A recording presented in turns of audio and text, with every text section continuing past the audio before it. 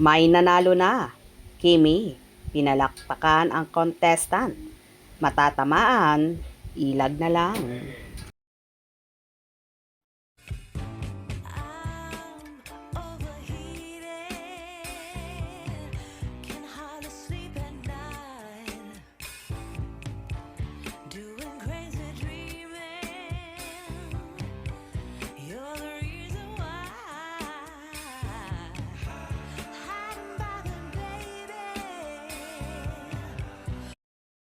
Kaliw ang isang contestant kung saan pinalakpakan ng TV host sa actress at queen of the dance floor na si Kim Chiu.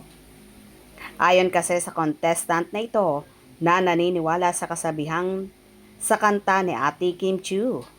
Sa classroom, may batas at bawal lumabas. Pero sa Pilipinas, ang tagagawa ng batas pwedeng tumakas.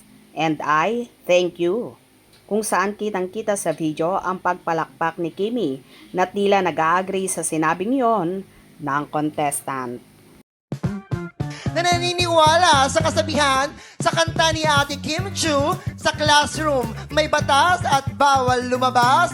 Pero sa Pilipinas, ang tagagawa ng batas pwedeng tumakas. And I thank you! Dahil dito, nagkaroon naman ng samot-saring reaksyon ang mga fanay. Ha ha ha ha, ang galing.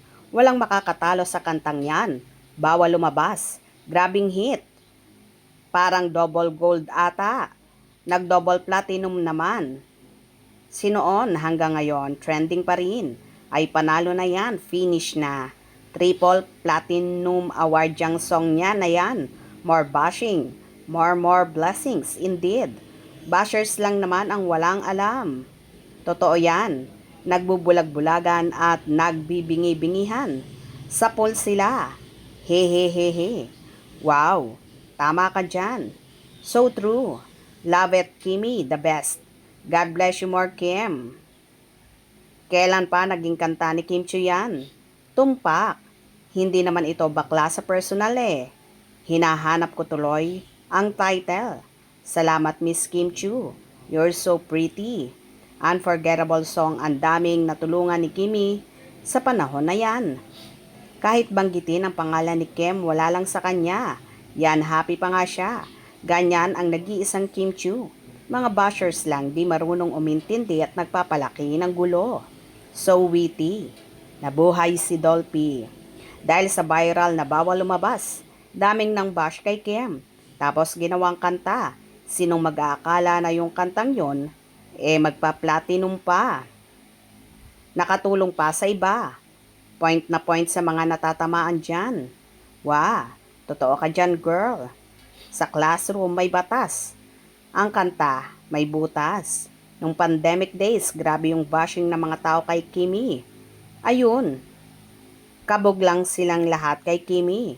Mga bashers ginawa ng kanta ang line niya na bawal lumabas. Naging hit song pa.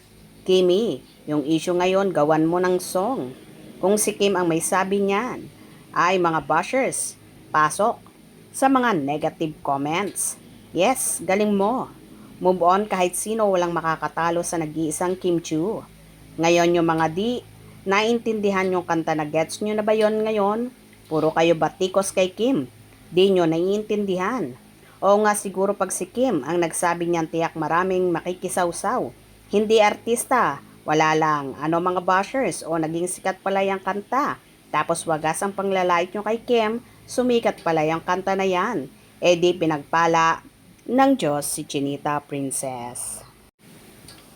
Halatang tuwang-tuwa si Chinita Princess sa banat na yon ng contestant kung saan panay pa ang pagpalakpak niya. At tama rin naman ang sinabing ito kung saan nag-platinum pa ang kantang Bawal Lumabas. Kayo, anong opinion nyo regarding dito? Hope you enjoyed. Please subscribe for more info.